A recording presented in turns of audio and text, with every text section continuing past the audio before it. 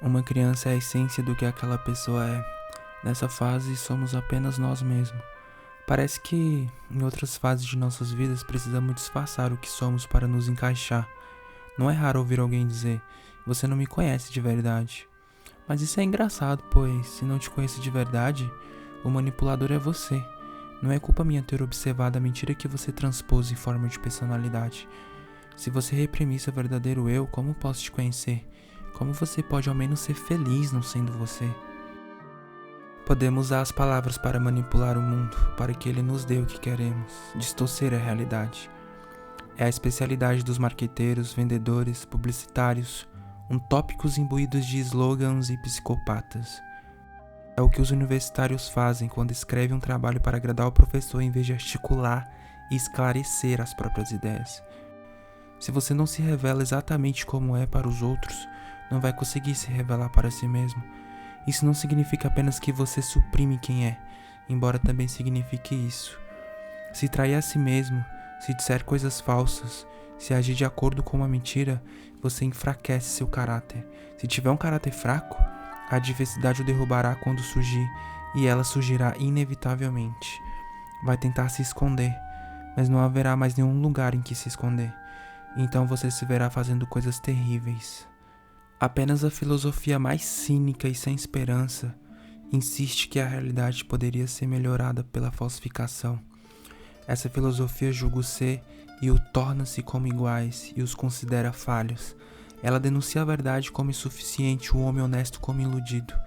É uma filosofia que tanto ocasiona quanto justifica a corrupção endêmica do mundo. Por exemplo, alguém faminto por poder cria uma nova regra em seu ambiente de trabalho. Essa regra é desnecessária, é contraproducente, é irritante. Ela remove um pouco do prazer e do significado do seu trabalho. Mas você diz a si mesmo que está tudo bem, não vale a pena reclamar. Depois isso acontece novamente. Você já se treinou para permitir isso ao não conseguir reagir na primeira vez. Na próxima vez, você fica um pouco menos corajoso. O seu oponente, sem oposição alguma, por sua vez, fica um pouco mais forte. E a instituição fica um pouco mais corrupta. O processo de estagnação e opressão burocrática está em andamento e você contribuiu com ele ao fingir que estava tudo bem. Por que não reclamar? Por que não tomar uma posição? Se você fizer isso, outras pessoas que também têm medo de se fazerem ouvir, pode ir em sua defesa. E se não for, talvez seja a hora de uma revolução. Talvez você devesse procurar um trabalho em outro lugar, pois que adianta um homem ganhar o mundo inteiro e perder sua alma?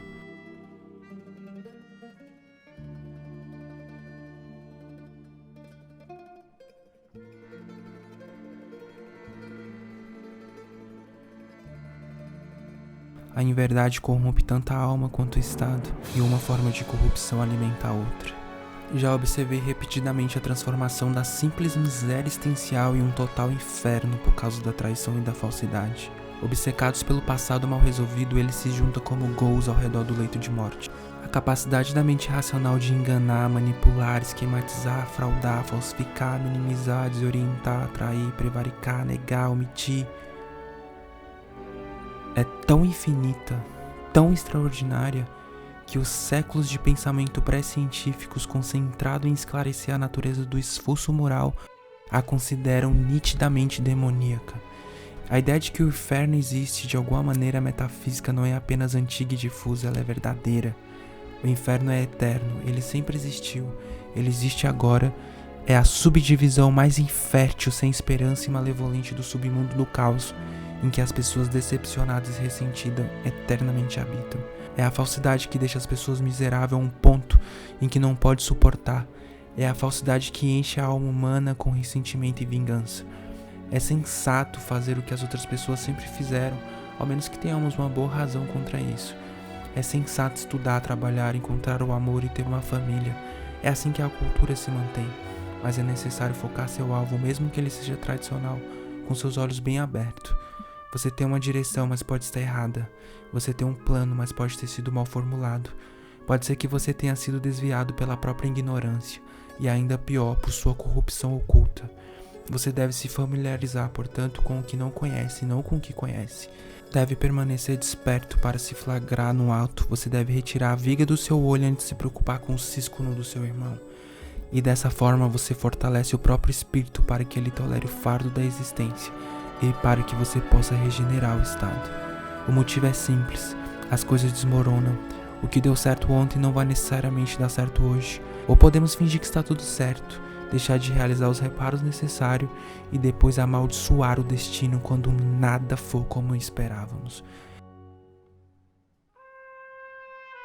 A verdade não virá disfarçada de opiniões compartilhadas pelos outros, assim como a verdade não é uma coleção de slogan nem uma ideologia. Em vez disso, ela será pessoal. A sua verdade é algo que só você pode dizer, pois é baseada nas circunstâncias únicas da sua vida. Compreenda sua verdade pessoal, comunique-a cuidadosamente de forma articulada para si mesmo e para os outros.